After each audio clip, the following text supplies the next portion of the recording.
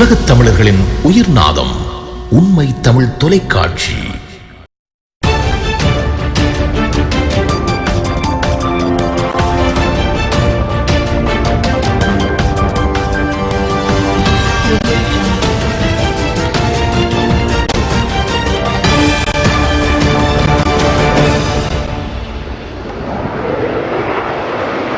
சனத்தொகை கணக்கெடுப்பு மற்றும் புள்ளிவிவர திணைக்களம் 2024 ஜூன் மாதத்திற்கான இலங்கையின் தேசிய நுகர்வோர் விலைச்சுட்டன் மற்றும் மாதாந்திர நுகர்வோர் பணவீக்கத்தை வெளியிட்டுள்ளது. இதன்படி 2024 மே மாதம் 1.6% ஆக பதிவாகிய இலங்கையின் பணவீக்கம் 2024 ஜூன் மாதம் 2.4% அதிகரித்துள்ளது. அத்துடன் மே 2024 0.5% இருந்த உணவு வகைக்கான பணவீக்கம் ஜூன் 2024 1.9% அதிகரித்துள்ளது. மேலும் 2024 மே மாதத்தில் 2.4% இருந்த உணவு அல்லாத வகை பணவீக்கம் ஜூன் 2024 2.7% அதிகரித்துள்ளதாக மக்கள் தொகை கணக்கெடுப்பு மற்றும் புள்ளிவிவர திணைக்களம் தெரிவித்துள்ளது. ஜனாதிபதி தேர்தல் திகதியை தேர்தல்கள் ஆணைக்குழு அறிவித்தவுடன் ஜனாதிபதி தேர்தல் தொடர்பான பணிகளை தபால் திணைக்களம் ஆரம்பிக்கும் என பிரதி தபால் மா அதிபர் ராஜித ரணசிங்க தெரிவித்துள்ளார்.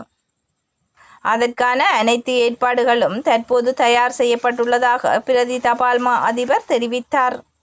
அதன்படி தபால் வாக்குகள் விநியோகம் மற்றும் உத்தியோகபூர்வ தேர்தல் அறிவிப்புகள் தொடர்பில் கருத்து தெரிவித்த அவர், அனைத்து வீடுகளுக்கு விநியோகிக்க 8000 பணியாளர்களை கொண்ட குழு ஒன்றை பயன்படுத்த திட்டமிடப்பட்டுள்ளதாக கூறுகிறார்.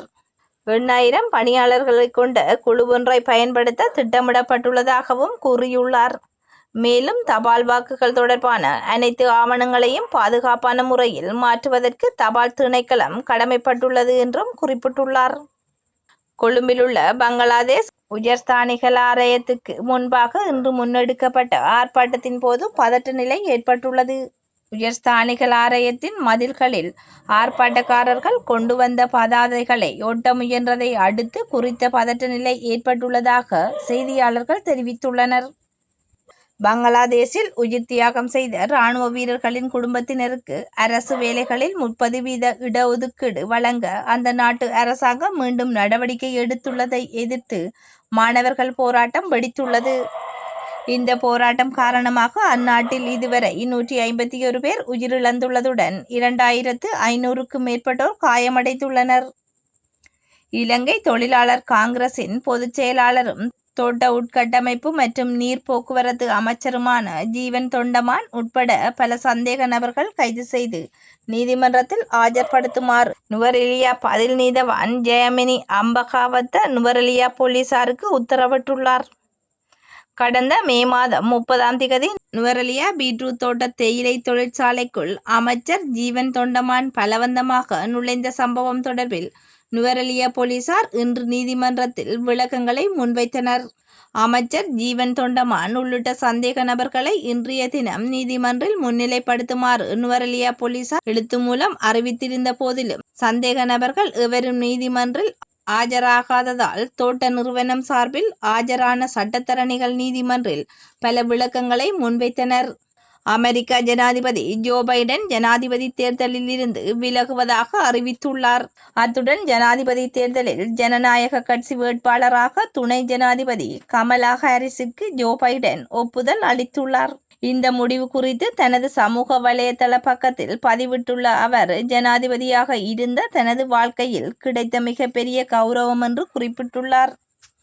மேலும் நாட்டின் நலன் கருதி ஜனாதிபதியாக எனது கடமைகளை நிறைவேற்றுவதில் மட்டுமே கவனம் செலுத்த வேண்டும் என்று நான் நம்புகின்றேன் என்றும் தனது பதிவில் குறிப்பிட்டுள்ளார்.